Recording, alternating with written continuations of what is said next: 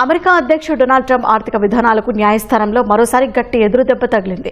ప్రపంచవ్యాప్తంగా దిగుమతయ్యే వస్తువులపై ట్రంప్ విధించిన 10% గ్లోబల్ టారిఫ్లు చెల్లవని న్యూయార్క్లోని ఫెడరల్ కోర్టు స్పష్టం చేసింది. అమెరికా కాంగ్రెస్ అధ్యక్షుడికి ఇచ్చిన అధికారాలను ట్రంప్ అతిక్రమించారని, ఈ టారిఫ్లు చట్టబద్దమైనవి కావని 3 సభ్యుల ధర్మాసనం 2-1 మెజారిటీతో తీర్పునిచ్చింది.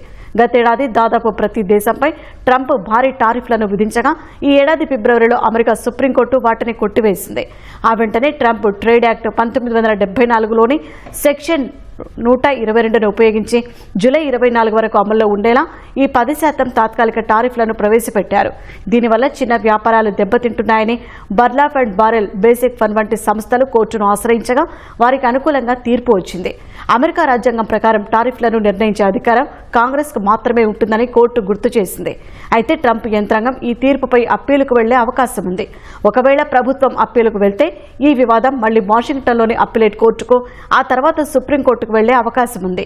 మరోవైపు చైనా, EU వంటి దేశాలు వస్తువులను అధికంగా ఉత్పత్తి చేస్తూ ధరలను తగ్గిస్తున్నాయనే సాకుతో మరిన్ని కొత్త టారిఫ్లు విధించేందుకు ట్రంప్ ప్రభుత్వం అన్వేషిస్తోంది.